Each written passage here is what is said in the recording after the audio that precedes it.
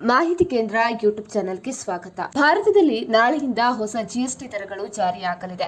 ನಾಳೆಯಿಂದ ಜಾರಿಗೆ ಬರಲಿರುವಂತಹ ಹೊಸ ಸರಕು ಮತ್ತು ಸೇವಾ ತೆರಿಗೆ ದರಗಳು ದೇಶದ ಆರ್ಥಿಕತೆಯಲ್ಲಿ ಮಹತ್ವದ ಬದಲಾವಣೆಯನ್ನು ತರಲಿದೆ. ಸೆಪ್ಟೆಂಬರ್ 22, 2025ರಿಂದ ಜಾರಿಗೆ ಬರುವಂತೆ ಸರ್ಕಾರವು ಜಿಎಸ್ಟಿ ಸ್ಲ್ಯಾಬ್ಗಳನ್ನು 3 ಹಂತಗಳಿಗೆ ಪರಿಷ್ಕರಣೆ ಮಾಡಿದೆ.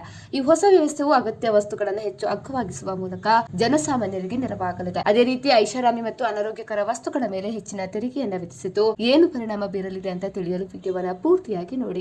ಅದೇ ರೀತಿ ನಿಮ್ಗೆ ಈ ಮಾಹಿತಿ ಇನ್ಫಾರ್ಮೇಟಿವ್ ಆಗಿದ್ರೆ ವಿಡಿಯೋಗೊಂದು ಲೈಕ್ ಅನ್ನು ಕೂಡ ಕೊಡಿ. ಹೊಸ ಜಿಎಸ್ಟಿ ರಚನೆಯಲ್ಲಿ ಹಿಂದಿನ 5%, 12%, ಅದೇ ರೀತಿ 18, ಅದೇ ರೀತಿ 28 ಸ್ಲ್ಯಾಬ್ಗಳ ಬದಲಿಗೆ 5, 18 ಮತ್ತು 40ರ 3 ಹಂತಗಳನ್ನು ಜಾರಿಗೆ ತರಲಾಗಿದೆ. ಈ ಹೊಸ ದರಗಳಿಂದಾಗಿ ಹಲವಾರು ವಸ್ತುಗಳ ಬೆಲೆಗಳು ಕೂಡ ಏರಿಕೆ ಅಥವಾ ಇಳಿಕೆ ಕಾಣಲಿವೆ. ಇನ್ನು ಅಗ್ಗವಾಗುವ ವಸ್ತುಗಳು ಯಾವುದಪ್ಪ ಅಂತ ಹೇಳಿದ್ರೆ ದಿನನಿತ್ಯ ಬಳಕೆಯ ಅಗತ್ಯ ವಸ್ತುಗಳಾದ ಬೇಳೆಕಾಳು, ಧಾನ್ಯ, ಗೋಧಿ ಹಿಟ್ಟು, ಸಸ್ಯಜನ್ಯ ಎಣ್ಣೆ, ಹಾಲು, ಮೊಸರು ಮತ್ತು ಇತರ ಆಹಾರಗಳ ಪದಾರ್ಥಗಳು 5% ಸ್ಲ್ಯಾಬ್ ಅಡಿಯಲ್ಲಿ ತೆರಿಗೆ ವಿಧಿಸಲ್ಪಟ್ಟಿರುವುದರಿಂದ ಅವುಗಳ ಬೆಲೆಗಳು ಕಡಿಮೆಯಾಗಲಿದೆ. ಇನ್ನು ದುಬಾರಿಯಾಗುವ ವಸ್ತುಗಳು ಯಾವುದಪ್ಪ ಅಂತ ಹೇಳಿದ್ರೆ ಸಿಗರೇಟ್, ತಂಬಾಕು, ಅದೇ ರೀತಿ ಪಾನ್ ಮಸಾಲ ಮತ್ತು ಇತರ ಅನಾರೋಗ್ಯಕರ ವಸ್ತುಗಳು 40% ಸ್ಲ್ಯಾಬ್ ಅಡಿಯಲ್ಲಿ ಸೇರಿವೆ. ಇದರೊಂದಿಗೆ ಐಷಾರಾಮಿ ಕಾರುಗಳು, ಐಷಾರಾಮಿ ಹಡಗುಗಳು ಮತ್ತೆ ಖಾಸಗಿ ವಿಮಾನಗಳ ಮೇಲಿನ ತೆರಿಗೆ ಕೂಡ ಹೆಚ್ಚಾಗಲಿದೆ.